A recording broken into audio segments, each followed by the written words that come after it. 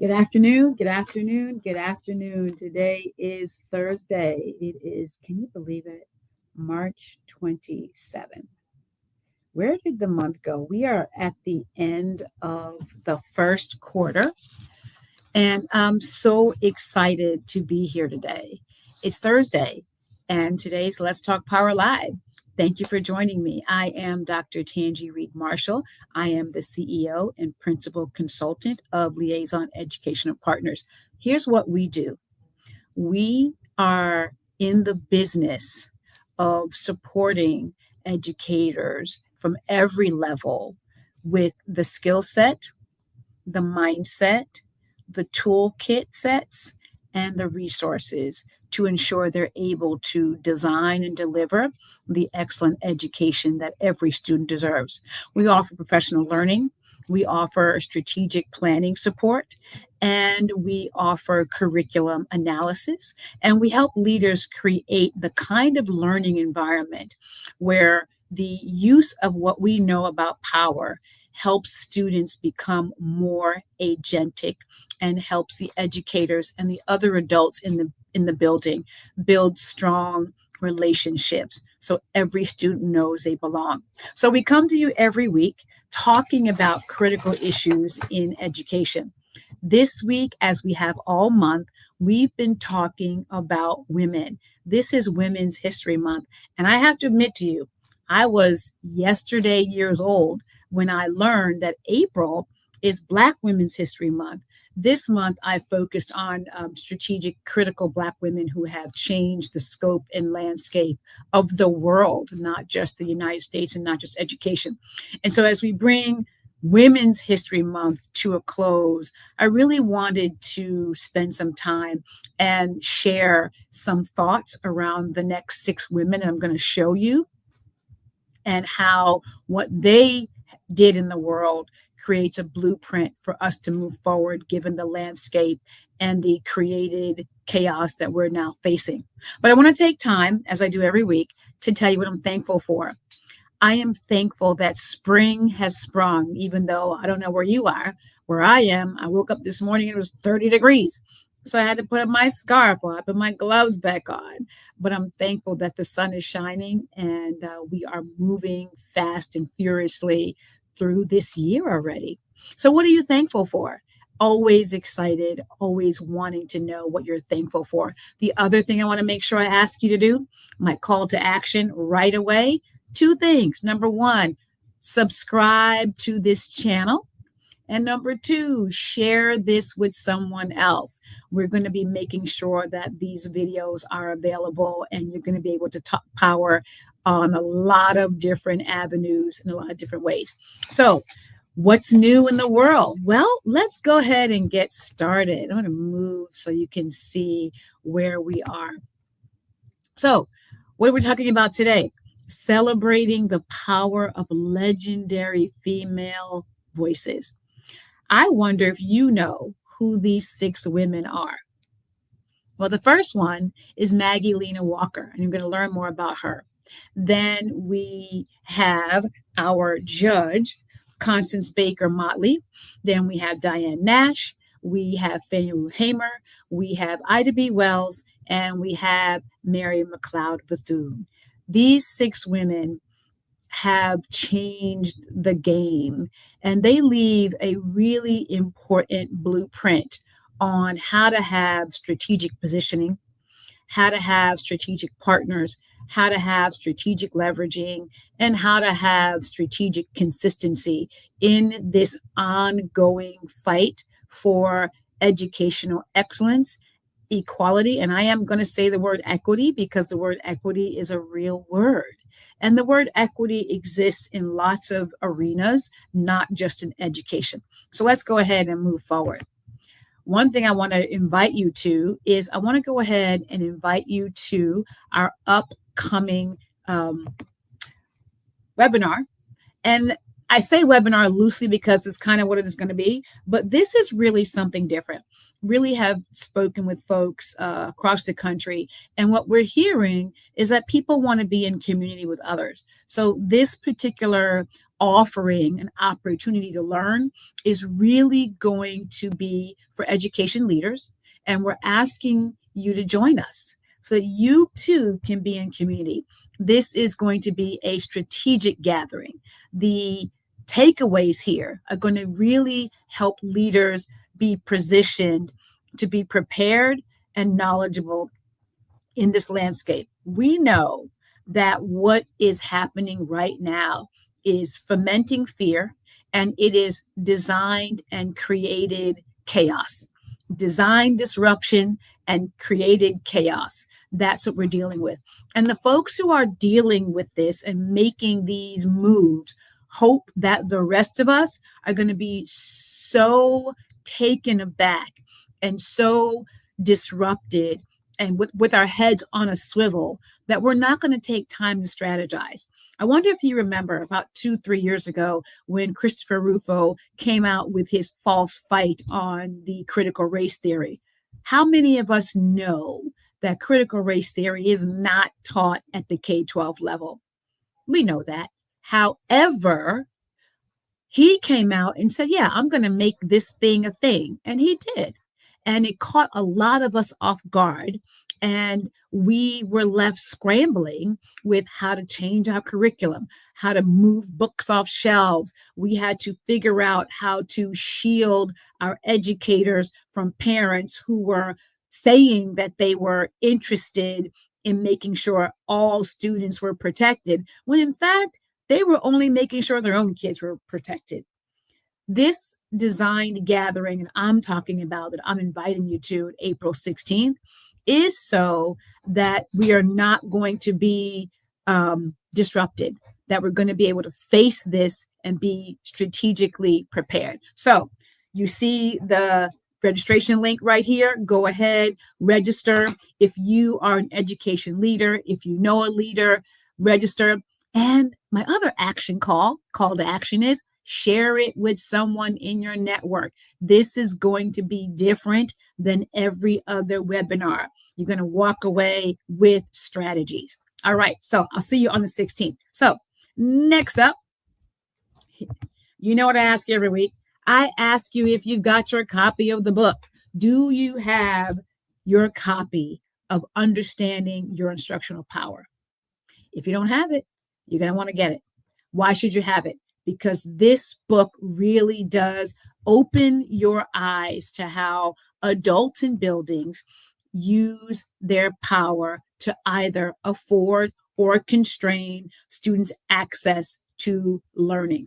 And that's what we're all about.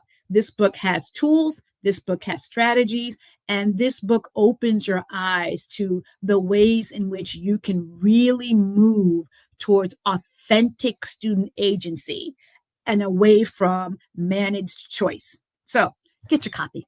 All right. So let's go ahead and open this conversation. So we're going to be talking today about beyond inspiration and getting to strategic action.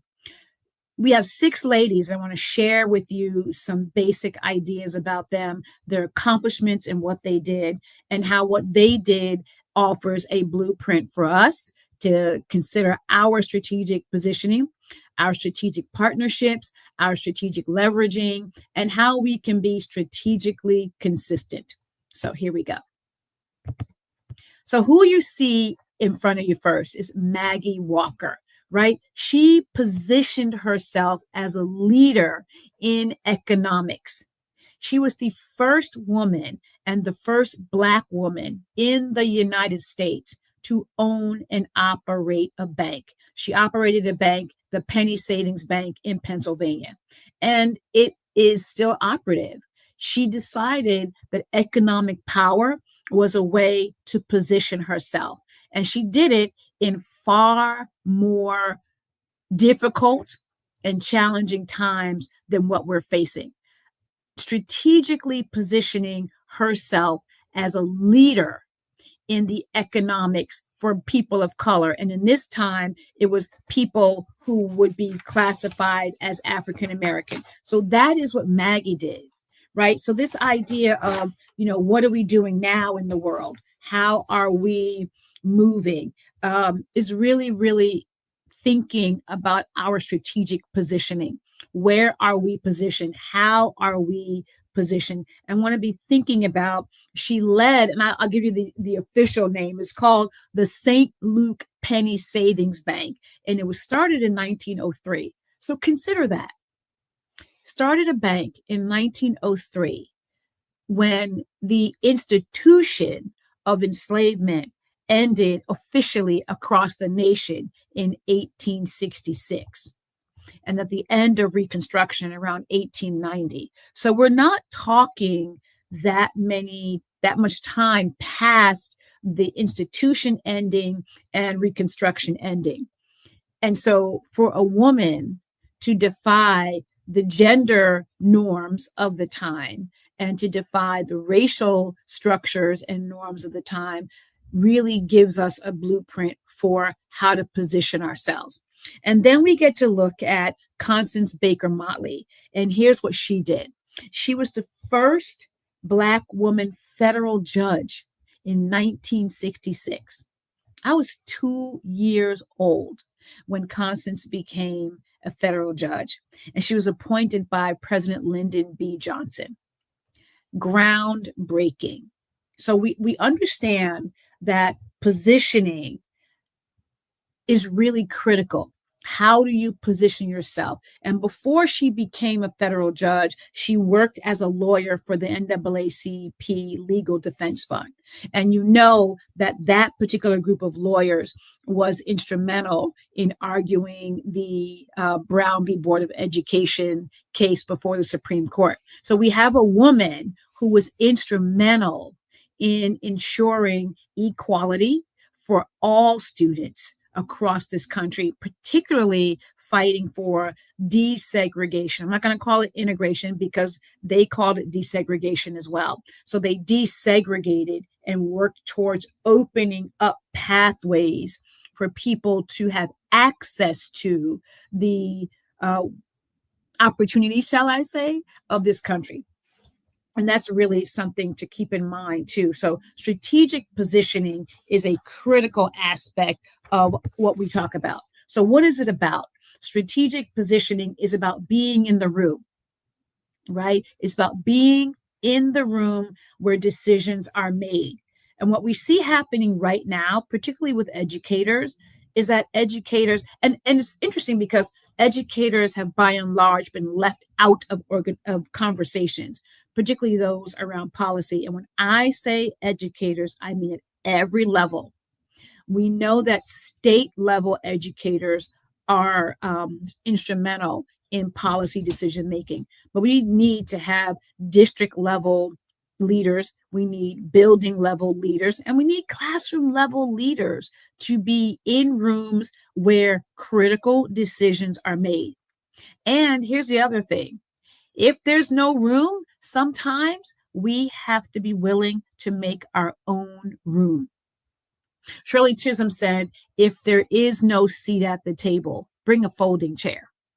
Well, nowadays, you want to bring a folding chair, you want to bring your own table, and sometimes you want to create your own room. That is what strategic positioning is all about, putting yourself in a place and making sure that when you get there, you are adding value to that landscape. And that's really what we're going to be talking about too during my webinar gathering that I am inviting you to. So next up, we've got two more really important women who left a legacy for us to follow. We have these two ladies. We've got Diane Nash and we have Mary McLeod Bethune. And it's so funny because when I think about Mary McLeod Bethune, when I was making my college decisions, I thought about Bethune-Cookman, but it was in Florida and I lived in New Jersey and it felt really, really far. And so I chose a different pathway. But these two ladies, Diane Nash and Mary McLeod Bethune, offer us a real understanding of how to be in partnership. So Diane Nash, what does she do? She was a co-founder of SNCC, the Student Nonviolent Coordinating Committee. She organized Nashville sit-ins. She was also instrumental in continuing the freedom rides after they were violently attacked.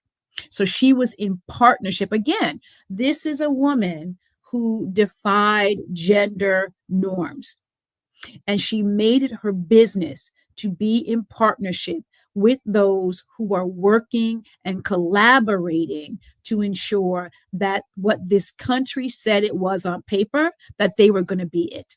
She was working to make sure we are and were who we said we were. And she did that strategically by positioning herself to be in partnership to start the SNCC, to ensure the continuance of freedom rides, to organize the Nashville sit-ins. You've heard the saying, if you want to go far, go alone. If you want to go fast, go alone. If you want to go far, you go together. Strategic partnership is about going together so you can go far. And then we have Mary McLeod Bethune, right? She built a powerful alliance and created she was part of the Black Kitchen Cabinet for President Roosevelt. How many of us know that? We know about her name because it's associated with Bethune-Cookman College in Daytona, Florida. But do we understand that this woman was instrumental in pulling together and being part of a group of Black leaders for President Roosevelt to help him strategically think through? They called it back then the Negro problem or the Black problem. We're not the problem. The problem was the laws and structures. But she really was instrumental in making sure that, to the best of their ability, that our voices were heard. She strategically positioned herself through these partnerships and created that table, that Black Kitchen Cabinet table for the president, so that they could have their ears and they could have their they could have our interests at heart, and that he could hear from Black leadership on what to do to ensure that this nation became what the nation said it was meant to be. So partnerships, we know that power grows through partnership. It does not grow in isolation. So if you want to be powerful, you're going to really have to think critically about who are your allies. And we use that word ally a lot, but I think I am rethinking it. I don't know, maybe not rethinking it, but the idea of an ally, if a person names themselves an ally, I think I question that, because sometimes we give ourselves a title that isn't always well earned. When I look at an ally, I look at a person who really is by my side, a person who is going to stick their neck out as I stick my neck out. And what's happening today is we have a lot of allies who are silent. And sometimes silence is okay, but silence can also be a sign of complicity. So if I am sticking my neck out for a cause, and a person who thinks themselves to be an ally because they believe in the same thing I believe in, but they're not willing to profess that out loud, they're not willing to provide for that strategically and they're not willing to profess it. They're not willing to provide for it in a clear and demonstrative way. And they're not willing to protect it in ways that might even jeopardize their own standing. I question that. And so this idea of, who's an ally, who isn't, you want to look for not just what they say, but you want to look for what they do. And if their language is misaligned to their actions, or if their actions are only silent, I would say you might want to question that. But those two ladies really gave us a blueprint of the connectivity between positioning and partnership. So let's talk about this idea of leveraging. Now, this is important. We have Ida B. Wells and we have Fannie Lou Hamer. I chose this particular image of Fannie Lou Hamer, not the one of her hair all disheveled and she looking ragged and tired. I chose this image of Fannie Lou Hamer because It showed a beautiful image of her strength. We're so accustomed to seeing that image of her just looking drained. And we're so accustomed to that statement that she says, I'm tired, I'm sick and tired of being sick and tired. And yeah, we are. I got it. But this image shows a side of her that's really, really important. And what Fannie Lou Hamer did, she leveraged her personal testimony, her lived experiences, and her moral conviction to challenge voter suppression. She really confronted the political hypocrisy of her day, and she demanded a seat at that table. And here's the other thing, she was willing to walk out when they said we weren't going to give it to you, when the powers that be at that time wanted her to accept something she knew was beneath what they were due. She was willing to push the idea that the Mississippi Democratic delegation deserved a full seat at the table, and she demanded that, leveraging the story of her life, what she had been put through brutal beatings, almost within an inch of her life. And she was able to leverage that story. She was able to get a seat and force a seat, and she was able to lean into partnerships as well. And then we have Ida B. Wells. And what did Ida B. Wells do? Ida B. Wells, again, leveraged her voice and her pen and the power of the press. We know what's happening with the press right now. And what's happening with the press right now is, I will use the word extraordinary. It's extraordinary in the United States because we have for so long believed in the sanctity of the First Amendment that gives us the freedom of press, that allows the press to be as objective as they can be in helping us be an informed populace. Unfortunately, what's happening now, and we see it, is the absolute erosion of that. We see the attack on the free press, and we see this movement towards non-mainstream press options for people to get their news, for people to see a wide view and a wide perspective. And these two ladies used leveraging of their voice, of their pen, of their lived experiences, and the power of strong storytelling so that the world would know what was going on. Ida B. Wells was instrumental in bringing to light the anti-lynching. We are still, most recently, actually, anti-lynching bills were signed, but she fought the good fight. She kept fighting to raise the knowledge of the American populace about lynching, about what was going on in the United States about people, Black people being lynched. It is horrific. And without her leveraging those stories, we might not ever know.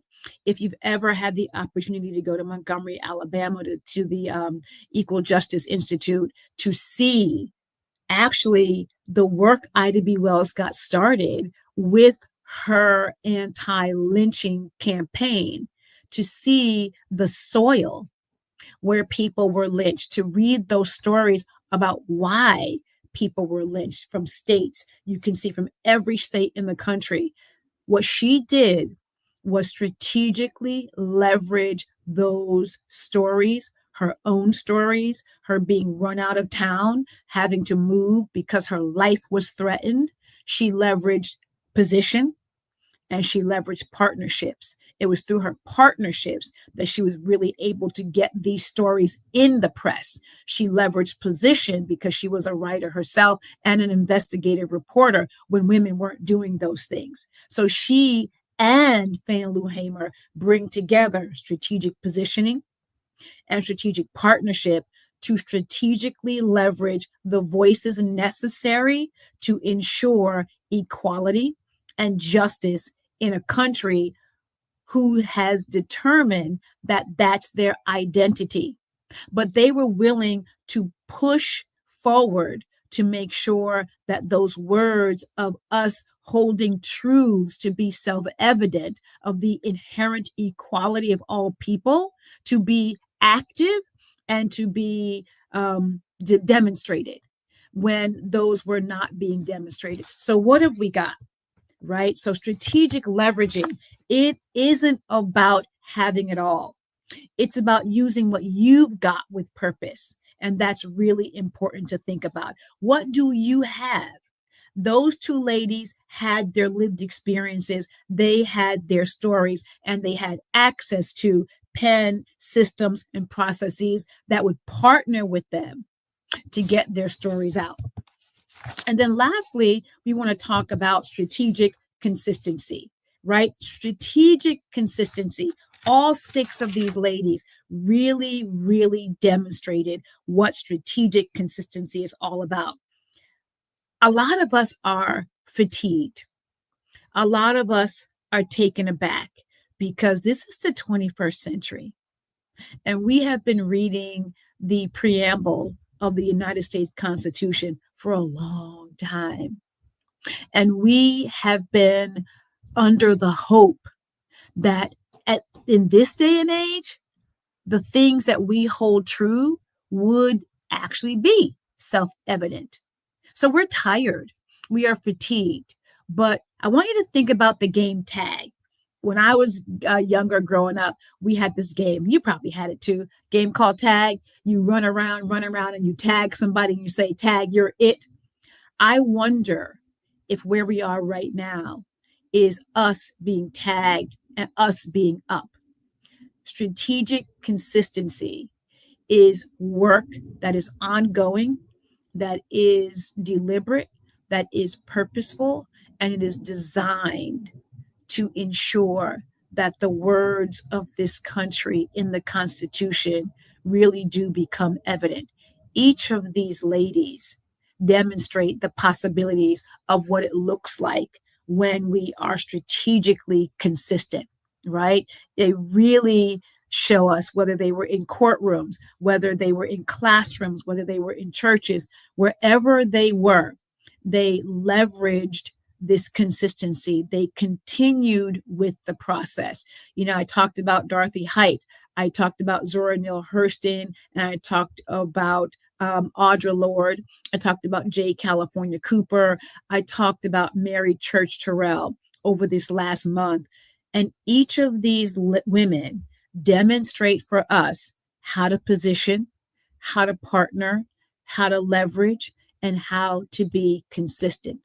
And we are tagged to be up next in this fight.